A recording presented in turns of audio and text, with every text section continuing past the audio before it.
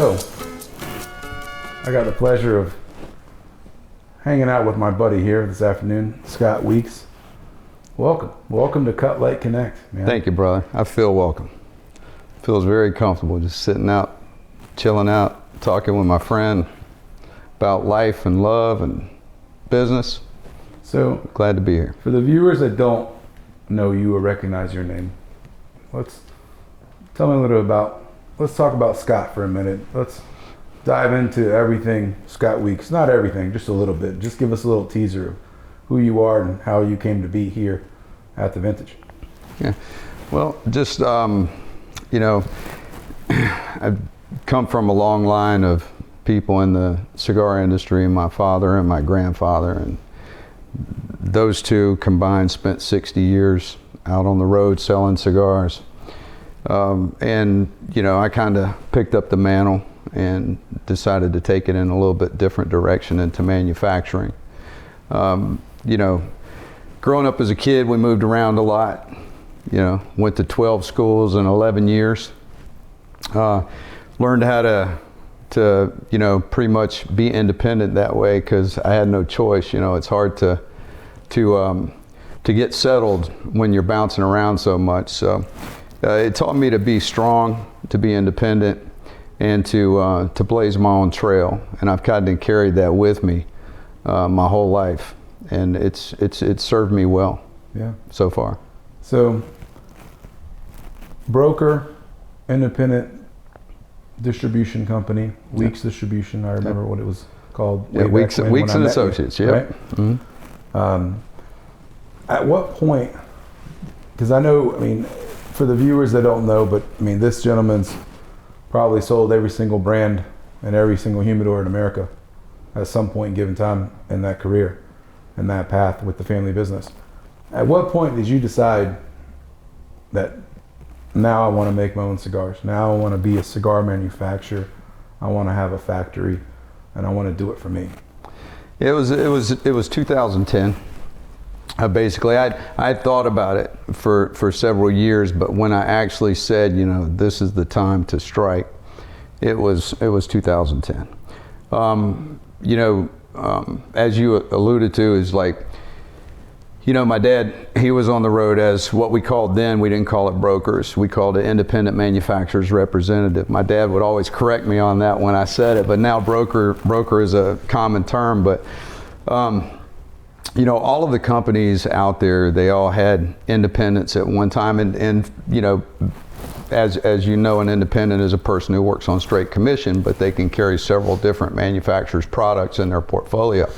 So, companies like Davidoff, Ashton, La Gloria Cabana, all of those companies, all of the big companies with the exception of like Padron, and even Fuente had independents. My dad worked with Fuente.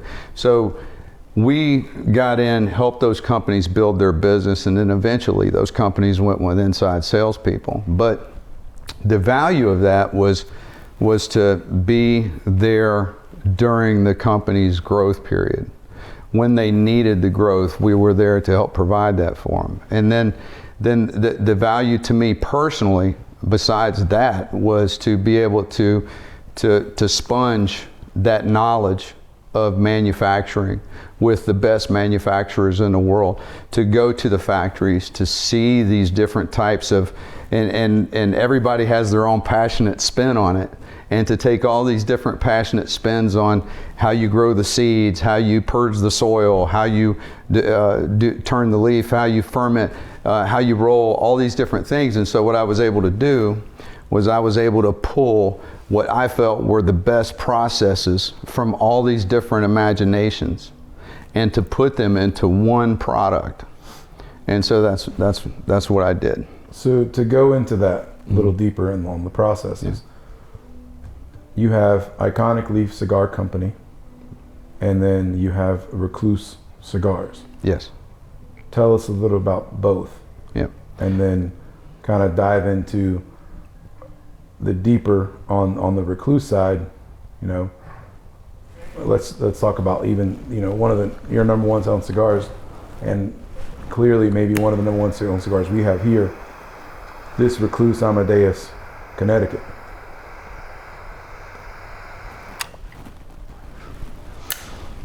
the Recluse cigars that are coming out of the factory right now are the absolute best that's ever come out of our factory. The stuff that just hit the inventory shelves right now is the best. I mean, I actually tried to video chat my partner in the factory from the other room, but I couldn't get him on the video chat to tell him what a great job they're doing over there, because this Amadeus white label is just the best. I mean, I could smoke this cigar every day for the rest of my life and never want anything else. You already answered my one question, which was going to be, if you were stranded on an island, what's the one cigar you would smoke for the rest of your life? The one I'm smoking right now. Yeah, I could smoke 10 of these a day and feel like I could have an 11th one. It's that good. But so Iconic Leaf Cigar is Iconic Leaf Cigar and Recluse Cigar brands, and they're both one and the same. Okay. Iconic Leaf Cigar was founded on a premise of kind of like what I alluded to a minute ago, where we take the best manufacturing processes that are available anywhere and we put them into one specific product. Okay. And so in our factory, which the factory is called Tabacalera Leyendas Cubanas, that means Cuban tobacco legends. Okay, so we have in our factory, we have a rolling method that not a lot of manufacturers use. As a matter of fact, only 5% of the manufacturers in the world use this method. Basically, there's two ways to roll cigars. 95% of the factories in the world, they roll their cigars by folding the filler. That's a quicker way to roll, and it's a great way to roll. Okay, you fold the filler, then you bunch it, you put the binder leaf on it, and then you put it in the press, and then you take it out and put the wrapper leaf on. What we do takes longer, and it cuts our production level down by 30%, but it makes a perfect drawing cigar every single time. And that goes along with one of our philosophies that I'll go into in a minute if you'll allow me. But so what we do, that process is called entubado, or entubar, or entubado. Okay. All three of those words are the Spanish word for tubing. And so, if you imagine the tubing, basically instead of folding the filler, what we do is we roll each filler leaf by hand. And then we take those separate rolls and pull them together. And then we put the binder leaf on it and then put it in the press. Now what that does is that gives you straight up and down airflow in the cigar. So the draw is not restricted. And then when you take the box pressing, which compresses the airspace in the blend, because when you take a round cigar and you press it, then you're compressing the airspace. And what you need for combustion is fuel, air, and heat. So if you compress that airspace, then you're forcing the cigar to burn slower and burn cooler. And so if you do that in conjunction with the entubado rolling method, then you get a cigar that burns slower, burns cooler, and has an effortless draw. Which is that mini vacation that you talk about. Yeah, a lot of times, right? Yeah, thank you, because that's where I was going actually, is that we try, every cigar that we make, we try and create a mini vacation for the end consumer, because we don't want to make a cigar, because people, they work from 9 to 5 or whatever their work schedule is. And then when they get off of work, they want to relax. They don't want to have to go back to work smoking a cigar. Mm-hmm. Okay, so they don't want to have to babysit the cigar, keep lighting the cigar, keep touching it up along the way. They want a cigar that's going to deliver consistent flavor, great draw, and have a story to tell all the way through. You know, without it, you know, speed bumping you 20 different times. Yes. And so we try and create that for the end consumer, and that's part of that philosophy I was telling you about, is that we have taken that knowledge of 80 years combined between me, my dad, and my grandfather of being out on the road. And JR and I, JR is Jose Rafael Dominguez, that's my partner in the factory. JR and I have created this philosophy that no cigar is going to leave our factory unless it's done with the very best processes that possibly can be done. And that way we're able to deliver that mini vacation every single time. Consistency. Yeah. So, a couple things that I wanted to touch on when it comes to Recluse cigars. One, you have some very unique sizes that no one else makes. One called the Sidewinder, the other one called the Canu. I actually brought this out to show. This is the Sidewinder number 1 in the Draconian that we carry, and it also comes in a 3, which we carry in all the blends. And then the Canu, this one, like, look, I know a lot of people make hexagon in different shape things, but I mean, this one is very unique. I actually really like the story. So tell us a little bit about the story behind this Canu and what it means to you. It's simple story and a complicated cigar. Okay, the story is one of the things that energizes me about this business. Okay, is not just creating blends, but creating, period. I like to create design. I like to create blends. I like to create concepts. Okay. The innovation, that innovative spirit is what it's my motivation. Okay, it's not sales. I love sales. That's great, but sales to me is a reaffirmation of my creativity and my innovation. That's what says, hey, you did a good job. You did a good job. You did it right because we're buying your product, and so you did something right.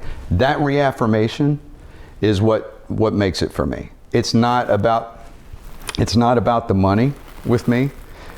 Fortunately, I've made decisions in my life to where I can always be looking down at the surface. So I don't have to look up at the surface. So I don't have to make desperate decisions with desperate people to cover up the bad decisions I made before.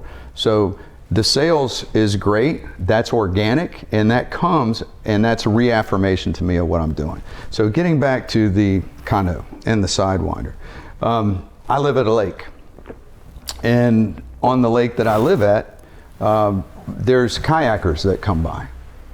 And so understanding the different functionalities of cigars over the years, I saw these kayaks, and they're like kind of square, and they're, you know, shaped like a torpedo kind of.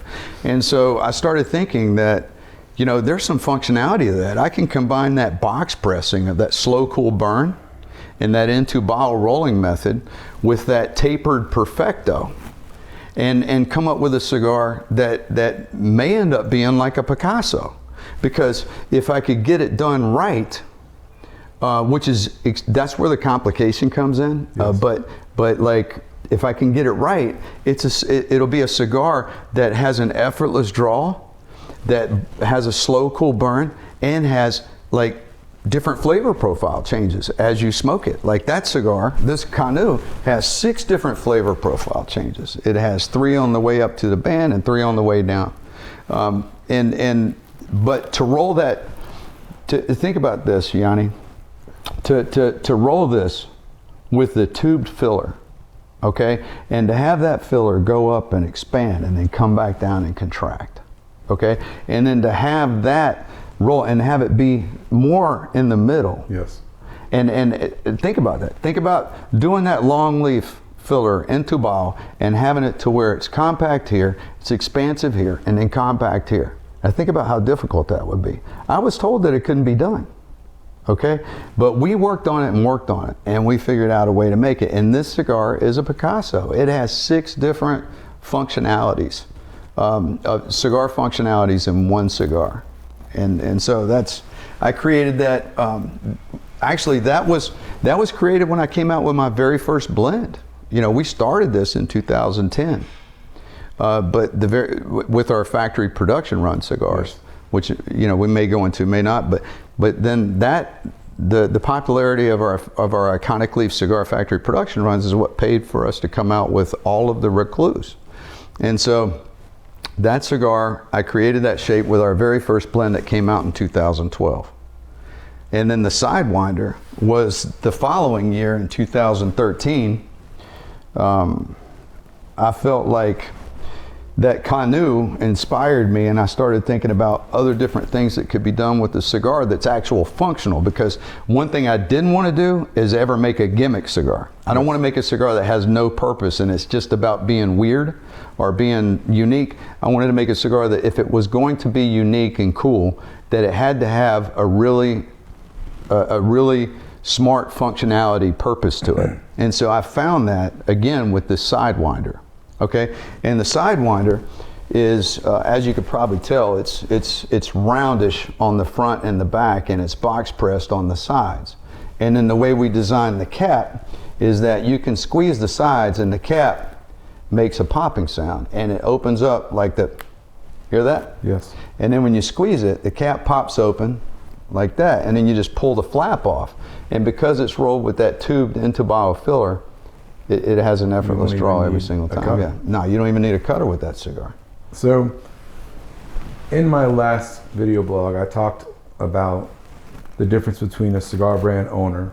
I talked the difference between that, a cigar manufacturer, and what that means today in terms of cigars and brands and, you know, who grows the tobacco. I went into a little detail of all those things. So you, being a cigar manufacturer, you control every aspect of your production to the point of cellophane, boxes, even these nifty ashtrays that we have here. Yeah. So, I mean, that's a lot. I mean, there's a lot of moving parts in your factory. I could only imagine, you know, what that machine looks like, you know, on a day-to-day basis. Well, if you remember earlier in our conversation, I talked about I try and make decisions where I'm looking down at the surface and not looking up at the surface. So the more decisions you can make to where you control your product and you control your own destiny, the better off you are. Because if you're having to rely on outside sources to do what you expect them to do, you're always going to be disappointed. You know, because but if you rely on yourself, then you'll be pleasantly surprised more than you'll be disappointed. So the work is harder, right, but the outcome is worth it in the end. Right. So what we've tried to do is we've positioned ourselves, and I have to give J.R. Dominguez credit because, you know, as a manufacturer, we, J.R. and I, create this. We work as a team to create this. All the blends are done by me. The day-to-day manufacturing is set by the principles that I and JR created when we started Tabacalera Leyendas Cubanas.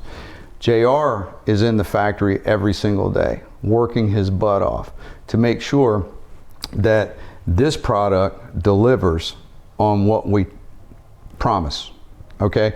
And so Jose Rafael Dominguez deserves a lot of credit for the quality and the construction on a day-to-day basis. The standards that we develop together and the blends is my part, and then the day-to-day quality and construction, JR takes that extremely serious. So we'll have to do another one of these segments maybe one day at your factory. That'd be great. And take a tour down there and actually see the production. How big is this factory we're talking about in terms of capacity, actual people rolling, and what is a day-to-day production like for you in a factory like that?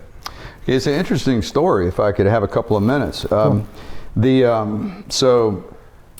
JR wasn't in the cigar business when I first went over there and started talking. He was participating in the factory. He was in the factory sweeping floors since he was 8 years old. He knew everything about the factory, but he was in his father's factory. Now his dad is Joselito Dominguez. Joselito Dominguez makes 20 million cigars a year. Okay, big factory, 8 city blocks in the middle of Santiago. You have to drive through neighborhoods to get there, and then all of a sudden you get through these neighborhoods and you see this huge compound. It's amazing. There's factories, and then our factory is on that compound.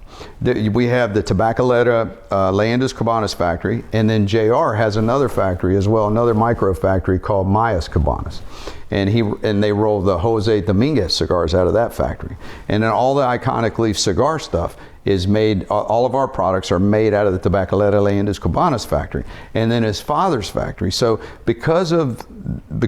so when I first went over there, his father and I developed a friendship, Joselito Dominguez.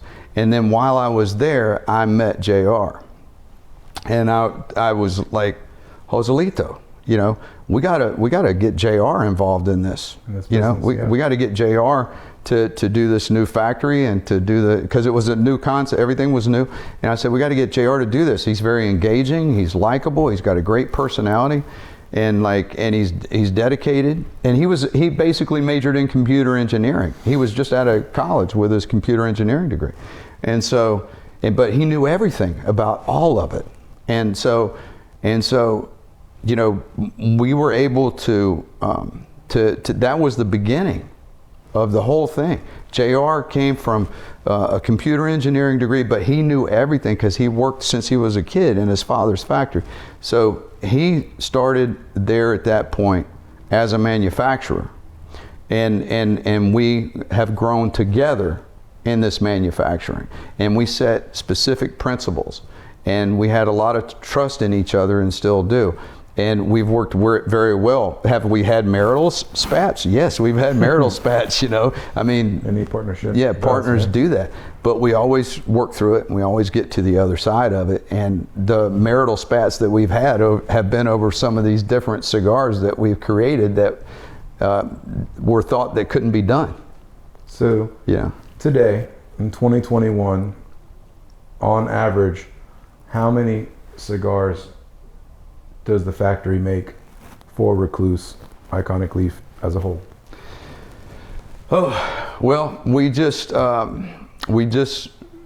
like jacked. I would say right now we're still small, but I would say about, you talking about combined, right? We make about 1 million cigars a year right now. That's what we're making. About 1 million cigars between Iconic Leaf, factory production, and Recluse. And Recluse, yeah, we're making about 1 million cigars a year, and I'm happy with that. Which, from where you started, that growth has happened organically over the last 11, 12 years. Yes, and I can only imagine what this last 2 years has been like for you, with everything growing and the cigar business as a whole, you know, jumping up, and total imports 47% higher. Yeah, everybody, more new smokers, etc.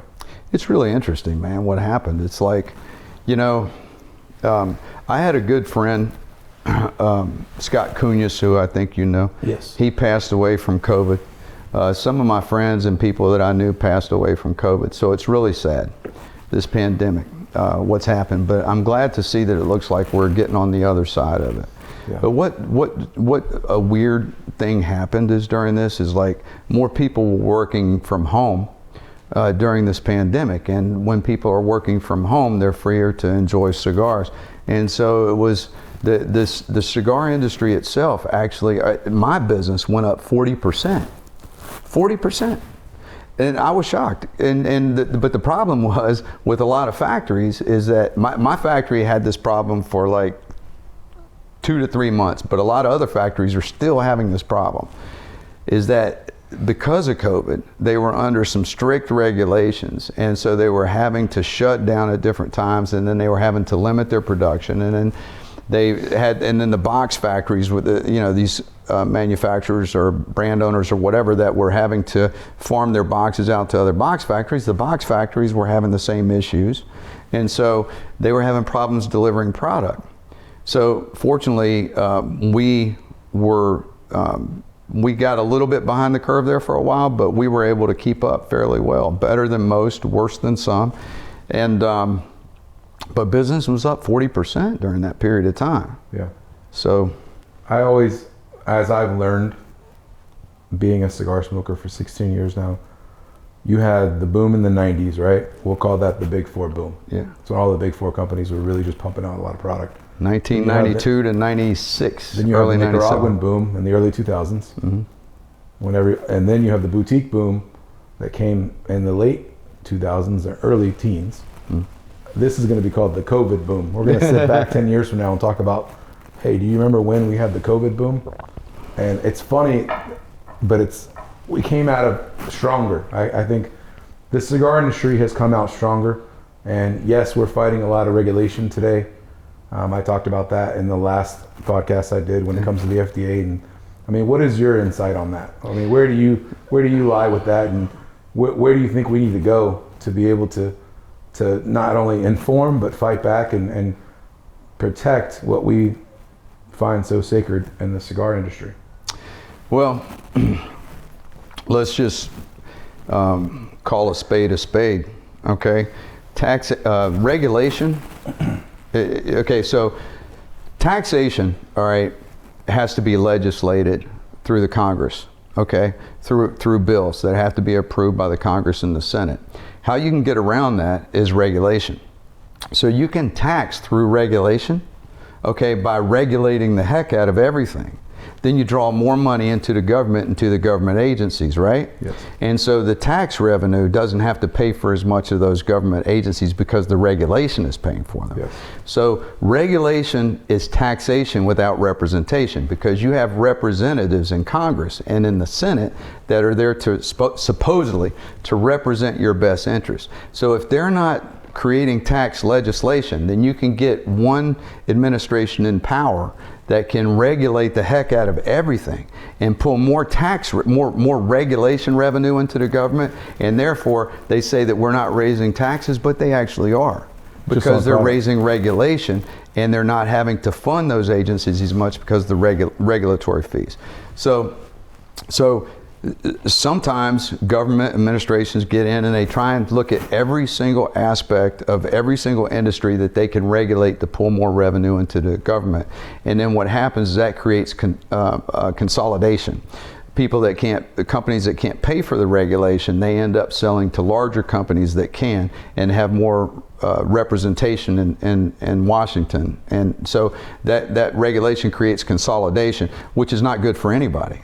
Because what happens, that creates price problems. Without competition, prices go up. Yes. Okay. So it creates problems for everything, so let's talk about how it affects our industry specifically, because I believe you asked me that. So, as the old saying goes, there's strength in numbers. So a collective voice has a lot of power. Okay, and so the thing is that you have people in a lot of situations in life that become they're like, that's not my problem, that's their problem. So I'm going to sit here and smoke my cigar and not worry about it. But the thing is that your freedoms in life are not guaranteed. They're guaranteed in the Constitution, but if you sit back and smoke your cigar and say that's not my problem, then what happens is that your freedoms get chipped away, and you don't really notice it until it shows up at your doorstep and you're like, oh, wait a minute. Why are they monitoring my bank account? Why are they doing this? Why are they doing that? And all of a sudden you're like, well, how did that happen? Well, it happens from smoking your cigar and saying that's not my problem. That's their problem. So everybody needs to understand that you need to step up, you need to use your voice. And when you have an opportunity to click a link and respond to your congressman or to your senator on behalf of the CRA or on behalf of the PCA or on behalf of anything, you need to do it. You need to take that 3 minutes, that's all it is, because it's a link. You click on it, you put your email address in it, and then a lot of times it's a form written response. All you have to do is cut and paste it or just click submit. So how easier could that be? We can't make it much easier for you. So there's strength in numbers. We all have to use our numbers, and by collectively using our voice, there's a lot more power out there. And as you've seen, many strides have been made. Yes. We've got a federal judge that ruled in our favor on this FDA situation. That's very important, and that's helped us a lot because, they wanted us to cover 30% of our boxes. More, and it was going to be more than that. And before you know it, we'd have to black out the windows in the retail stores like Canada does, and not be able to put any signs for cigars out, and it just be it's one after the other. Yeah, it never stops. It never stops. And I get it. And you and I and everybody needs to understand that. You let them get the foot in the door and you don't fight, it never stops. They're going to take it all the way until they strangle you. And it's only 4 companies. You know what I mean? Yes, I do. And then those 4 companies dump a ton of money into Washington, and they only have 4 companies to watch instead of 2,000. So let's talk about something a little more light. Yeah. Listen, I wanted to touch on that. I'm going to need a drink if we're going to keep talking about it. Because I talked about it last time. And, you know, I wanted to go in a little deeper because I can talk about it as a retailer and, you know, as a cigar smoker and a consumer, but getting the perspective of a manufacturer, now you really understand what's happening and what's at risk. So off that, I mean, so let's talk about us for a minute here, man. Okay. I've known you now, let's see, man, it's 16 years, maybe less? 16, 15, 17, 16? something like that, yeah. I'll never forget. I have these moments in life where I've shared a cigar with someone, and that's taken me to this moment that I will never forget. And then something comes up down the road, and then it reminds me of that moment. And I'll never forget the first time I met you. I was 20 years old. I had come to your house, and you offered me some wine, and we sat there and smoked cigars, and you taught me about a lot of things, and you helped me get one of my first businesses up and running. And I remember the first person I've always called when I was, you know, chasing the dream of this place.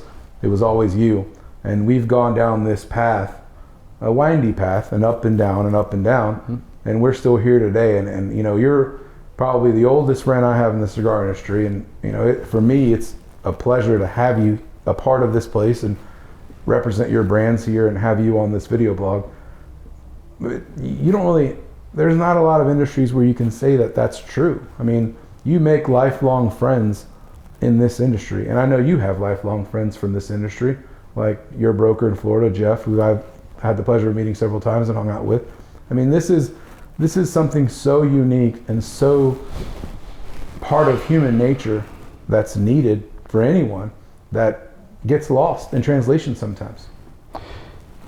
Yeah, our friendship has been really cool, man. We've enjoyed a lot of time together, yeah. And it's been easygoing, laid back. I can't think of one time where there's been a stressful situation between the two of us over the 15 or 17 years or whatever, you know, and I think that's a testament to you more than it is to me. I think that you're a pretty laid back guy and easy to get along with, and so I've enjoyed our friendship, and I look forward to maybe one day you and I sitting on the back porch having a cigar, laughing about all the moments we've had. Yeah, that's so. I mean, but to touch on that, I'll never forget that first time I smoked a cigar with Scott Weeks, and I've had several moments in between. Most recently, this summer, I had a moment to smoke this specific cigar with you that will always be in my Rolodex of memories, and that was that Secret Cigar Society cigar, Ligero that we smoked that day, and that took me back. That night, it took me back to when I first met Scott Weeks, and it almost brings tears to your eyes, and I can only imagine what the next moment's going to be. That brings me back to that moment, and so on and so forth. I mean, these are lifelong memories that we create all by just commonly sharing a cigar, and I mean, you can't really get that, and I don't know of any other industry where you could actually have and build and get that. No, there's not one. The thing is that the cigar industry is the cigars are the original social media. Before Facebook, before Instagram, before Snapchat. You can get people that never met each other in their entire lives, and this has happened here at your place. And so you can get people that never met each other in their entire lives. They sit there over something in common, and they're having a sabbatical, relaxing, thinking about life, thinking about philosophy, theorizing, and then you get like somebody who's a movie producer, and somebody who's a janitor, somebody who's a lawyer, somebody that's a painter, and they're all sitting there around a cigar and a cocktail or a cup of coffee or whatever, and learning from each other, and there's no price on that, because listen, and just speaking from a man's point of view, there are so many women in this industry, that bring so much energy and life and art and passion to this business, but just speaking from a man's point of view, to have the ability of providing for my family is an honor, and being that in that responsible role, but everybody needs a sabbatical.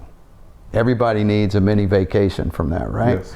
So when you get to where you can leave the house by yourself as a man, okay, and think about the single guys, right, that may not be dating someone or whatever their situation is, and they want to get out by themselves. The one place that you can go and feel fully comfortable going to by yourself and relaxing is your local cigar lounge. You can go there and everybody's friends. You got people to talk to learn from, to socialize, to network, to create new friendships with, and that's such a beautiful thing for a man to be able to take that break from his responsibilities in life and go out and have camaraderie with other people. And women can do the same thing. Yes. Okay, and they do that. And they come to a cigar lounge and they get away from their responsibilities for a little bit and meet new people. So, but I'm just speaking from my point. Women are so important to this industry. Without women in this industry would be like shopping out of your grandfather's attic. I'm telling you. So, yeah. Well, before we wrap this up, Yeah. I want to know, and just how, like, you've enjoyed this ride, right, since 2010, and you've got 11, 12 years now into the cigar industry. I mean, what's next Well, for you? well, just to be. Well, I mean, Yeah, as a brand owner, I should say. I'm sorry, not as yeah. this Because I got last- in '93. Yeah. Yeah. Well, Yeah. your previous life as a broker, an independent cigar rep, you've now become a cigar manufacturer. So what's next? What's next for you in the next decade? Well, I am happy. Okay? I'm happy with what I'm doing.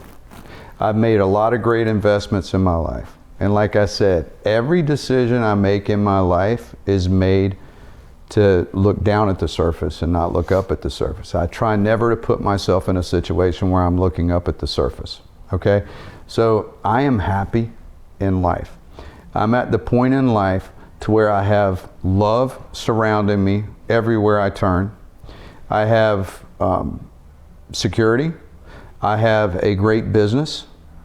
And so in 10 years, if I could see myself being any happier than I am today, it would be to have the same low stress level I have today and to be worldwide, a worldwide brand, and to have a good quality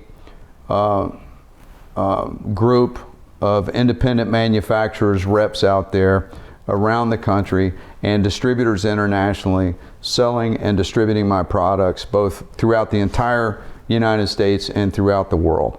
If I was to think 10 years from now, as long as I wouldn't have to be working myself into the ground, Yes. because that's important. You don't survive to work, you work to survive. You know what I mean? So my thing is that everything in life, just like a cigar, has to have balance. Okay? And you can't go too heavy in one direction or the other, or something will sacrifice. So I try and look at everything from the 360 and make sure that if I dedicate something here, that I'm not sacrificing here, and that everything gets what they need. You know, so that's what I would see in 10 years, to have the same low stress level and to have more distribution saturation across the entire planet. Sounds like a plan. Yeah. Maybe one day we'll work together on something. Okay. I'll make a cigar with you. Yeah, we've I come think up it would with be a fun. couple of interesting thought processes, so I look forward to we'll that. Take this, connect to Dominican Republic and shoot a segment there in the factory while we're working on something. You could teach me how to roll. I think that's the only thing that now that I want to learn how to do, is actually working with my hands on the product. Yeah, I want to teach you how to roll entubado, so you can roll in the best rolling method. All right. Yeah. Well, thanks for coming on, man. I really do appreciate it. Man, it's been an been a honor to great be time. here. I always enjoy just hanging out with you. Awesome. And after we're done with this, I'm sure that we'll just continue like we are now. Yeah. All right. I appreciate it. Thanks, Thank you brother. very much. Appreciate it, Thank you. pal. Thank you.